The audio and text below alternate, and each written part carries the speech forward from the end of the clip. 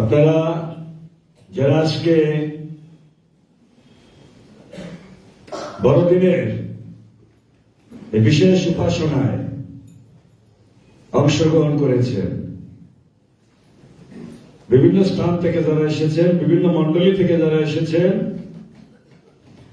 এবং যারা দূর দূরান্ত থেকে অনলাইনের মাধ্যমে আমাদের সাথে সংযুক্ত রয়েছেন, সবাইকে শুভ বড়দিনের শুভেচ্ছা জানাচ্ছি।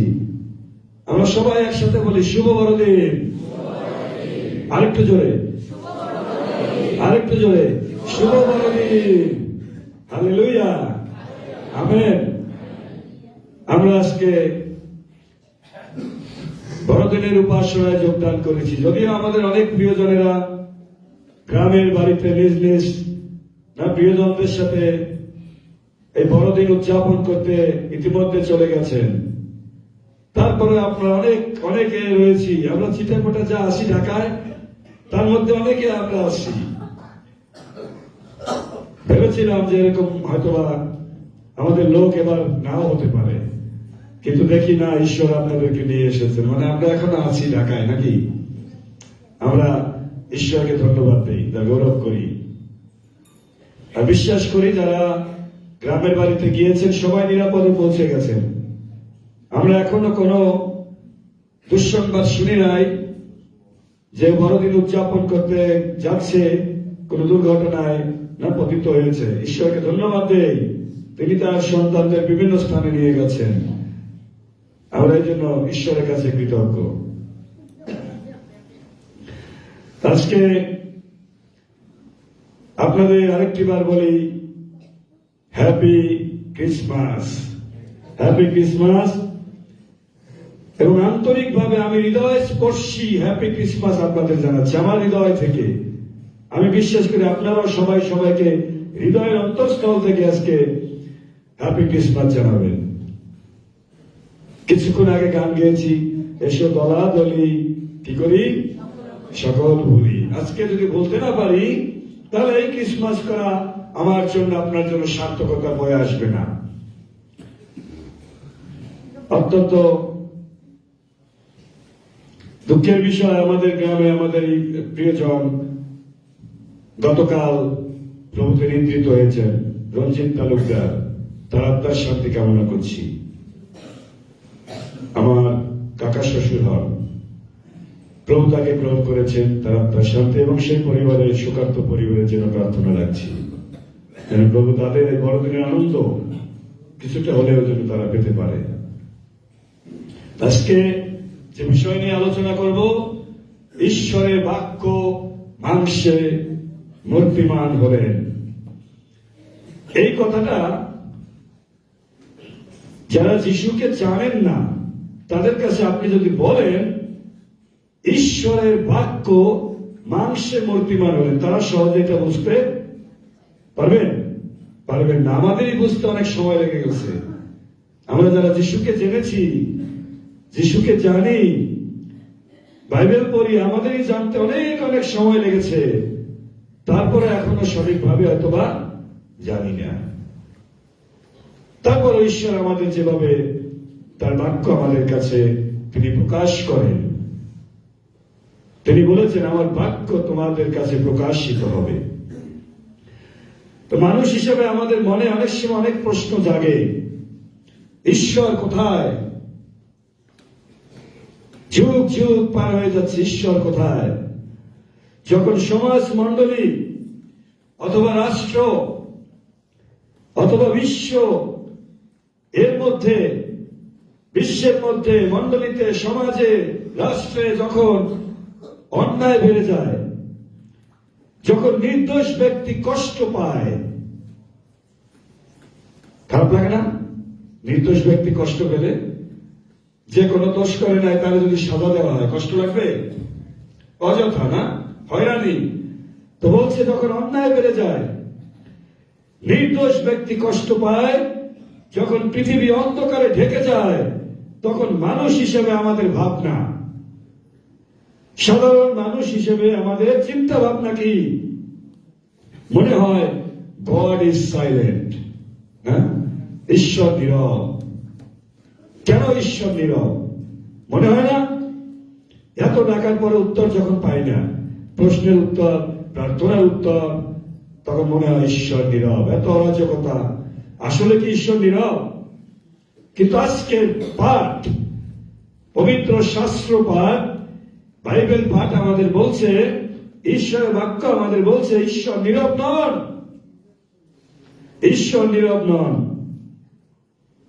তিনি মানুষ হয়ে আমাদের মধ্যে প্রবেশ করলেন। তাহলে কোথায় তিনি নীরব? তিনি মানুষ হয়ে আমাদের মতো মানুষ হয়ে আমাদের ভিতরে প্রবেশ করলেন। আমাদের কষ্ট, যন্ত্রণা, আমাদের ব্যথা অনুভব করার জন্য তিনি আমাদের মতো মানুষ হলেন।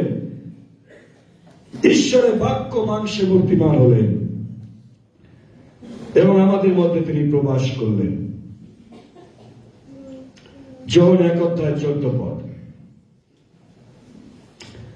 ক্রিসমাস বা বড়দিন অর্থ হল ঈশ্বর দূরে বসে তার সন্তানদের কথা চিন্তা করেননি।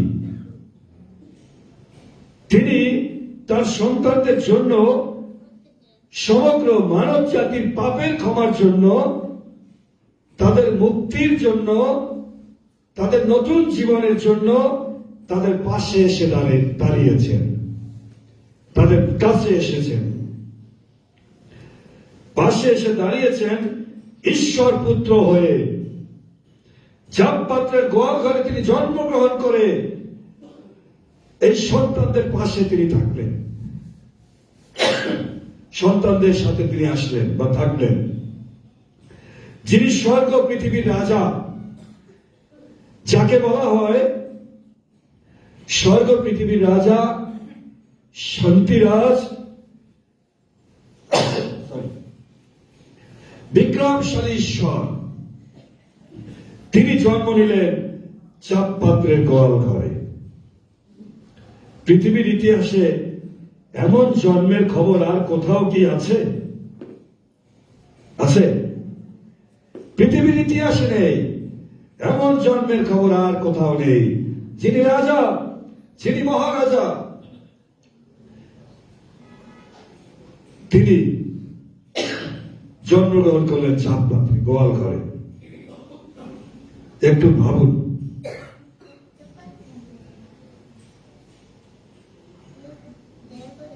আর আজকে আমাদের দেশের রাজা, বিশ্বের রাজা, জাগতিক রাজা, তারা কিভাবে থাকে? আর যিনি বিশ্ব ব্রহ্মাণ্ডের রাজা, ঈশ্বর পুত্র, তিনি ওই গোয়াল ঘরে জন্মগ্রহণ করলেন।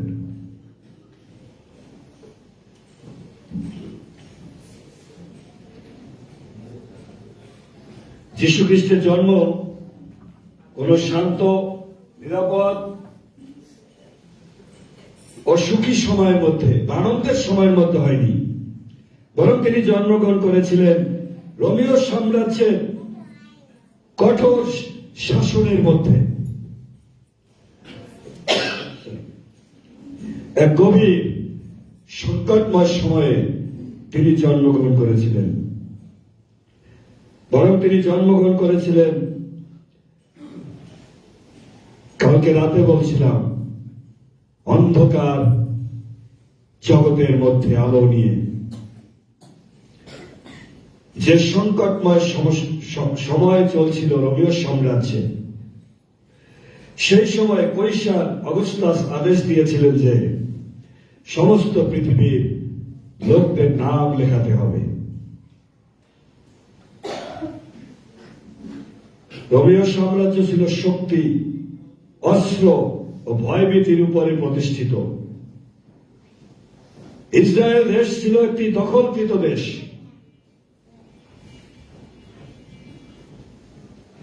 নিজেদের রাজা ছিল না, তাদের কোনো স্বাধীনতা ছিল না।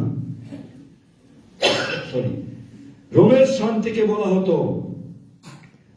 প্যাক্স রোমানা, কিন্তু সেই শান্তি এসেছিল তাদের করের বোঝা, সেনাবাহিনীর দমন এবং সাধারণ মানুষের কণ্ঠরোধের মাধ্যমে। এই প্রেক্ষাপটে ঈশ্বর আমাদের রাজাকে তিনি পাঠালেন, এমন একজন রাজা যিনি সিংহাসনে নয় গোশালায় জন্ম নিলেন। জনগণ ছিল দরিদ্র, কৃষক ও শ্রমজীবী।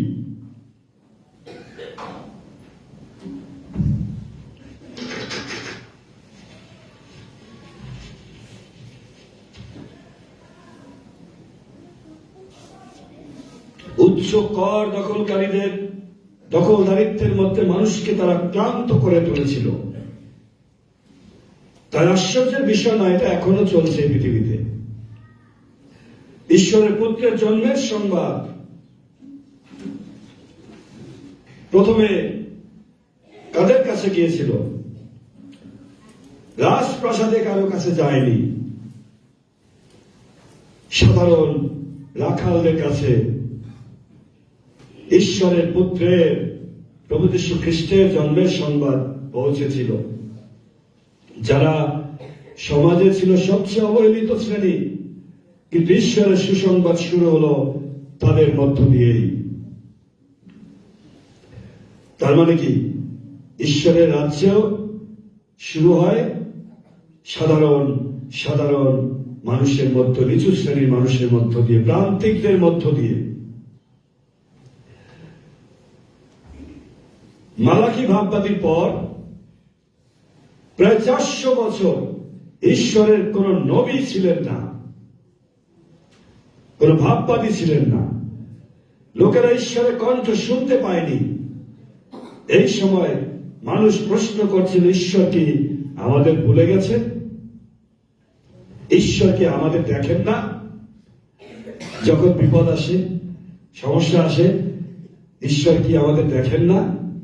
এরকম অনেক প্রশ্ন ওই সময়ও ছিল। কিন্তু প্রতিষ্ঠিত মসীহ কি আসবেন? ঠিক এই নীরবতার মধ্যেই ঈশ্বর কথা বললেন তার পুত্রের মাধ্যমে। যে লোকেরা অন্ধকারে বসেছিল তারা এক মহা আলো দেখিতে পাইল। তাই সুসংবাদের নতুন অর্থ হচ্ছে ইভাঞ্জেলিয়ন, গ্রিক শব্দ, যার অর্থ ছিল রাজ্যের বিজয়ের সংবাদ বা সম্রাটের জন্মের ঘোষণা।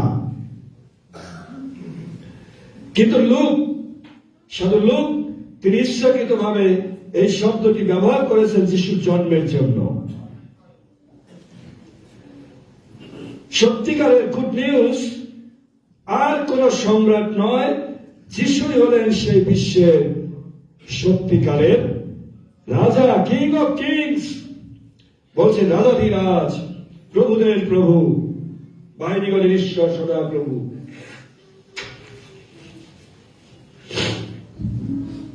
খ্রিস্টদের প্রিয়জনেরা,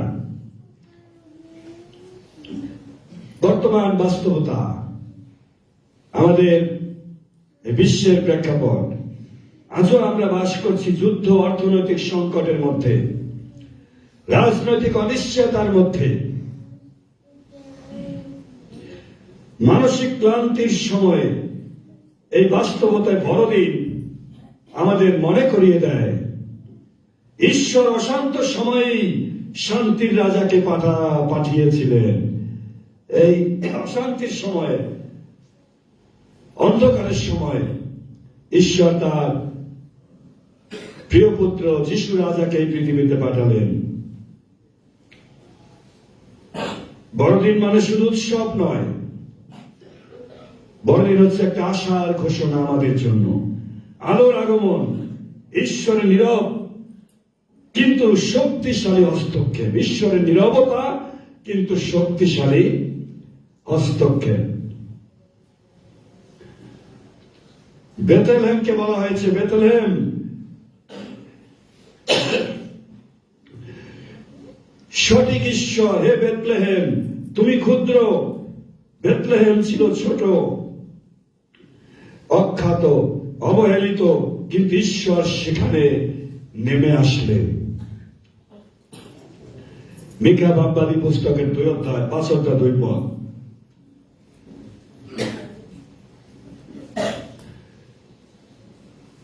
বলা হয়েছে তিনি জন্মগ্রহণ করলেন, তিনি সৃষ্ট নহেন, তিনি জন্ম গ্রহণ করলেন। খ্রিস্টানদের প্রিয়জন, এবারে আসল জায়গা যেখানে আমরা আজকে আলোচনা করছি, ঈশ্বরের বাক্য মাংসে মূর্তিমান হলেন, সেখানে যাই। ইংরেজিতে বলা হয় ইনকারনেশন আর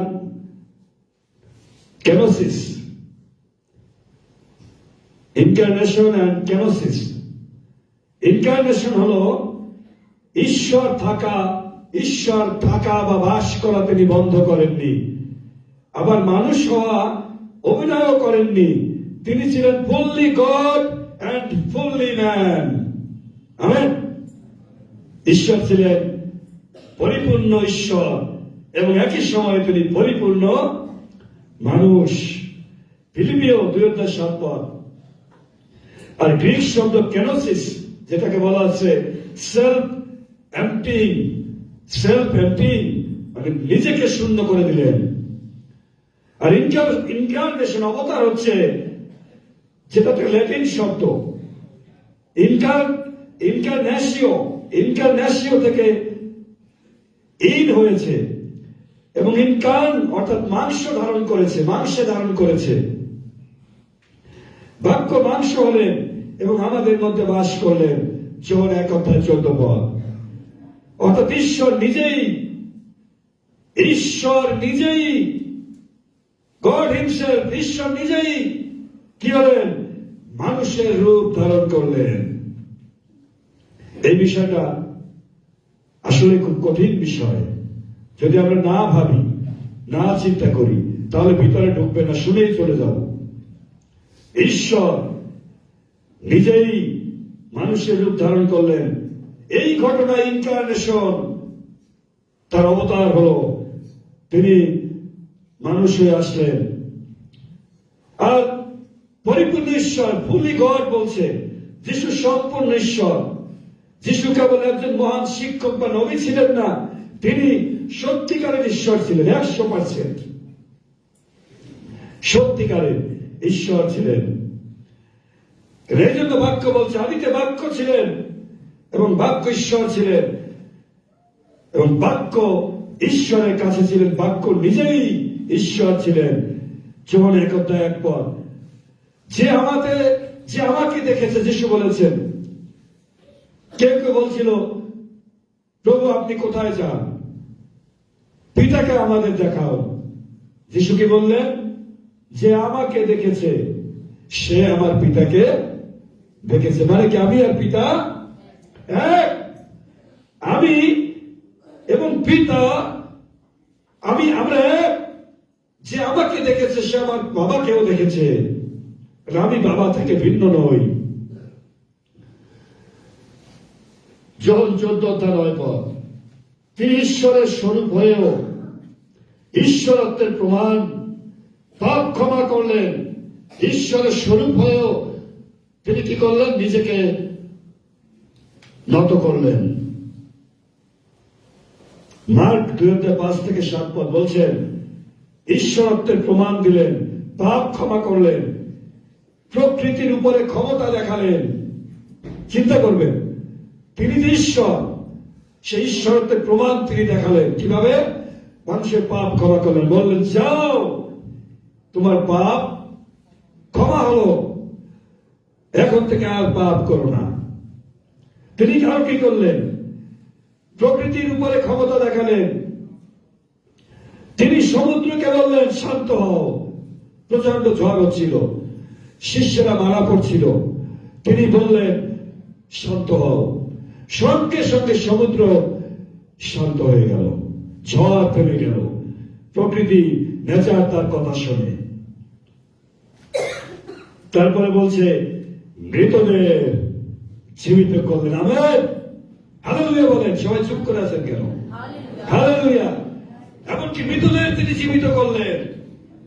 আমরা সেই প্রভুর সেবা করি, সেই খ্রিস্ট রাজার সেবা করি, সেই প্রভু যীশু খ্রিস্টের আজকে জন্মদিন আমরা পালন করছি, যিনি মৃতকে বলেছেন, কবর খুলে যাও। 4 দিনের লাশা যিনি মারা গেছেন, 4 দিন পরে কবর থেকে বের হয়ে এসেছেন জীবিত, মৃতকে জীবন দিলেন। এমনকি তিনি নিজে মৃত্যুকে জয়লাভ করলেন। তিনি নিজে মৃত্যুকে পরাজিত করে তিনি কি করলেন? পুনরুত্থিত হলেন। আমরা সেই প্রভুর সেবা করি। সুতরাং ভয় নেই, জগৎ আমাদেরকে কিছু করতে পারে না। জগৎ আমাদের এই জাগতিক প্রাণটা কেড়ে নিতে জন্মদিন। খ্রিস্টদের প্রিয়জনেরা, মনে রাখবেন, আপনি যার সেবা করেন তিনি জীবিত, তিনি এই পৃথিবীতে আবার ফিরে আসবেন। বলা হয়েছে, শাস্ত্রে বলেছে, পৃথিবীর শেষে কিয়ামতের সময়, শেষ সময়ে ঈসা নবী, প্রভু যীশু খ্রিস্ট তিনি এই পৃথিবীতে ফিরে আসবেন।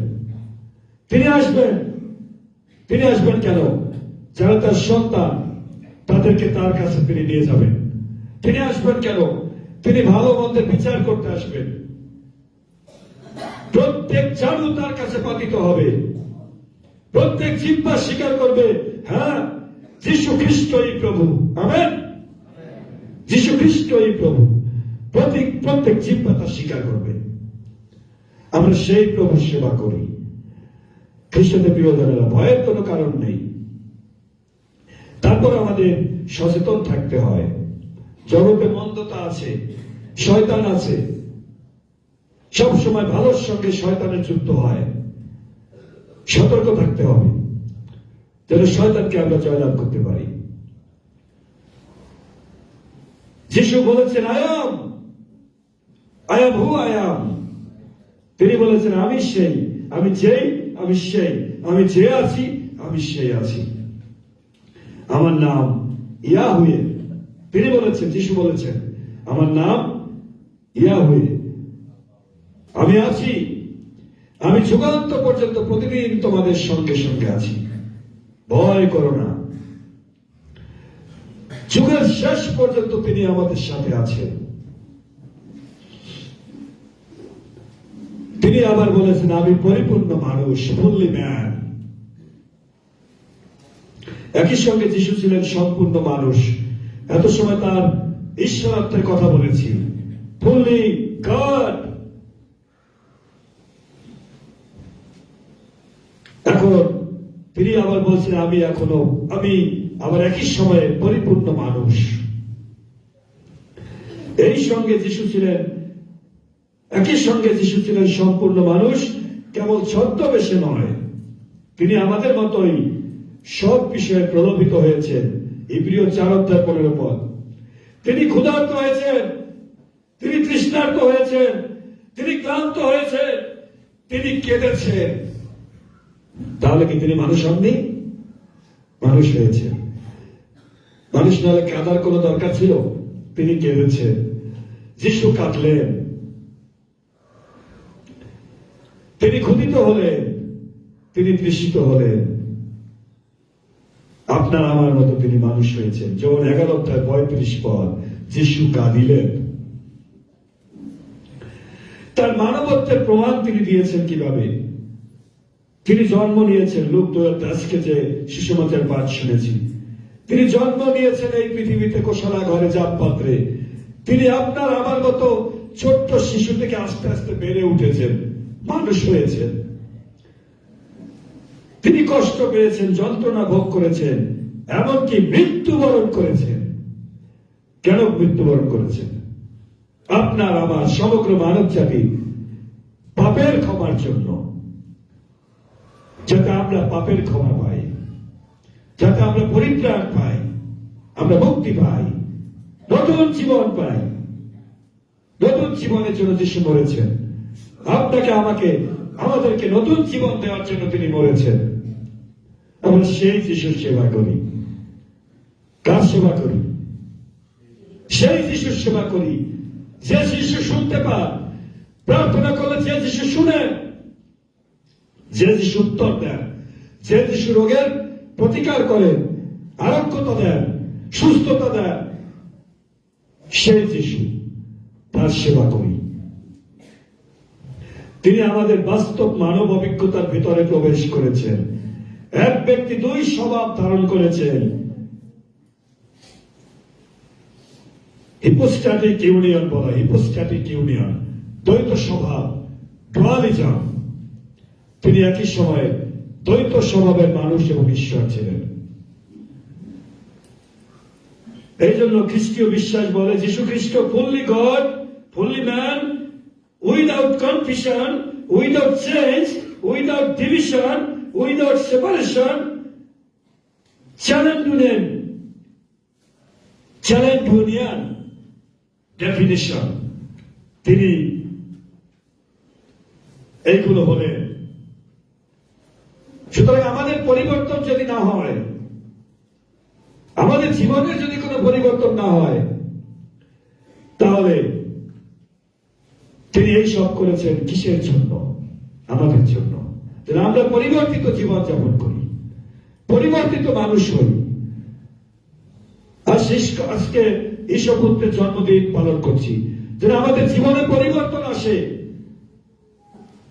আমরা যেন আমাদের সমাজে, মণ্ডলীতে, আমাদের দেশে ভালো মানুষ হয়ে ভালো কাজ করি। মনে রাখবেন, ভালো কাজ করে কখনো ভালো মানুষ হওয়া যায় না, ওটা সাময়িক।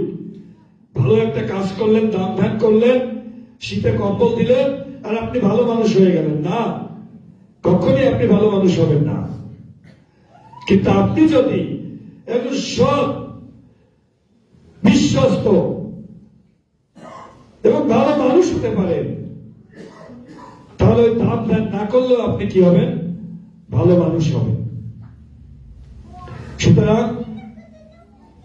প্রভু যীশু আজকে আমাদের বলছেন, আমার এই জন্মদিন, বড়দিন যেমন কোন উৎসব নয়, শুধু উৎসব পালন করার জন্য নয়, সাজগোজ করার জন্য নয়, গির্জাঘর ডেকোরেশন করিয়ে নয়, বাড়িঘর ডেকোরেশন করিয়ে নয়, তোমার নিজের মনের পরিবর্তন হোক আজকের দিনে। তিনি বলছেন যেন আমাদের অন্তরের পরিবর্তন সাধন হয়, আমরা যেন পরিবর্তিত মানুষ হয়ে পরিবর্তিত জীবন যাপন করতে পারি, একজন ভালো সুন্দর সৎ মানুষ হয়ে এই দেশে যেন আমরা প্রতিষ্ঠিত হতে পারি, এই দেশে যেন ভালো কাজ করতে পারি। তাহলে আমি ভালো মানুষ হব এবং ভালো কাজ আমাদের মধ্য থেকে কেউ আশা করবে। খ্রিস্টদের প্রিয়জন, কেন যিশু ইনকার্নেশন করলেন, অবতারণ করলেন? কেন এটার প্রয়োজন ছিল? অবশ্যই প্রয়োজন ছিল। তিনি অবতারণ করলেন উদ্ধারের জন্য, সমগ্র মানব জাতির উদ্ধারের জন্য, যেন মানব জাতি পরিত্রাণ পায়, সালভেশন পায়। তিনি প্রতিনিধিত্ব করলেন যেন আমরা মানব জাতি পাপহীন হতে পারি এবং ঈশ্বরই হতে পারেন যেন আমাদের মুক্তিদাতা। এই কারণে তিনি অবতরণ করলেন। তবে একজন মধ্যস্থ যিনি আছেন, মানুষ খ্রিস্ট যিশু। প্রথম তিমথিয় 2:5। একটা গুরুত্বপূর্ণ সত্য, ঈশ্বর কখনো তার শক্তি হারাননি, তিনি শক্তিহীন হননি, কিন্তু নিজের সুবিধা ব্যবহার না করার সিদ্ধান্ত নিয়েছিলেন। তিনি ক্ষুধাকে বরণ করে নিয়েছিলেন, তিনি ক্লান্তিকে গ্রহণ করেছিলেন, তিনি কান্নাকেও গ্রহণ করেছিলেন। তিনি কষ্ট দেখেননি, কিন্তু তিনি কষ্টের মধ্যে প্রবেশ করেছেন। চিন্তা করতে পারছি কথাগুলো? মানুষের কষ্ট দেখে আমরা দূরে সরে যাই, ওই ভাই কষ্টে আছে, ও তাই কি হয়েছে, এই একটু কি বলে আমরা সরে যাই। আর যিশু কি করলেন? এই কষ্টের ভিতরে ঢুকলেন। এই না হলে রাজা তার প্রজাদের ভিতরে খবর যদি না জানেন, কিসের রাজা? যিনি রাজা, তার প্রজাদের ভিতরের অন্তরের খবর জানতে হবে। যিশু কষ্ট দেখে দূরে যাননি, কষ্টের ভিতরে তিনি ঢুকে গেছেন, প্রবেশ করেছেন। এটাই তো আমাদের মুক্তির রহস্য। চিন্তা করি, কেন তিনি আমাদের মুক্তি করলেন, কেন তিনি আমাদের উদ্ধার করলেন, কেন তিনি আমাদের পাপের ক্ষমা দিলেন, কেন তিনি ক্রুশে মৃত্যুবরণ করলেন। যদি ভাবি, তার মুক্তির রহস্য আমরা বুঝতে পারি। একজন ধর্মতাত্ত্বিক তিনি বলেছিলেন, if God stayed distant, we could admire him, but because he came close, we can trust him. Christmas ঈশ্বরকে স্পর্শযোগ্য করলো, গ্রহণযোগ্য করলো, বিশ্বাসযোগ্য করলো।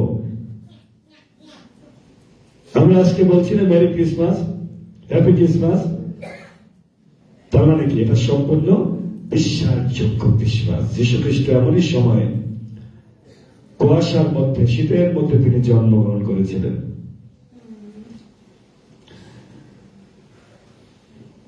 রাখালরা ঈশ্বরের সামাজিক বিপ্লব, রাখালরা ছিল সমাজে অবিশ্বাসযোগ্য, অবহেলিত। ঈশ্বর প্রথমেই তাদেরকে তার এই সুসংবাদ দেওয়ার জন্য ব্যবহার করেছিলেন। খ্রিস্টানের প্রিয়জনেরা, আজকে ঈশ্বর চান যে আপনি, আমরা ঈশ্বর পুত্রের এই জন্মের খবর সমগ্র বিশ্বে যেন ছড়িয়ে দিতে পারি। যারা যিশুকে জানে না, যাদের মধ্যে যিশু অন্ধ অবস্থায় রয়েছেন, যারা যিশুকে চিনেন না, আমাদের দায়িত্ব হচ্ছে সেই রাখালদের মতো এই জন্মের খবর তাদের কাছে জানানো। এই সুসংবাদ সমুদয় লোকেরই হইবে। মহানন্দের সুসমাচার, মহানন্দের সংবাদ শুধু আমরা নিজেরাই তো রাখলে হবে না, এটা সমগ্র মানবের কাছে পৌঁছে দেওয়ার দায়িত্ব আমাদের। মনে করতে পারেন, মাত্র 12 জন শিষ্য,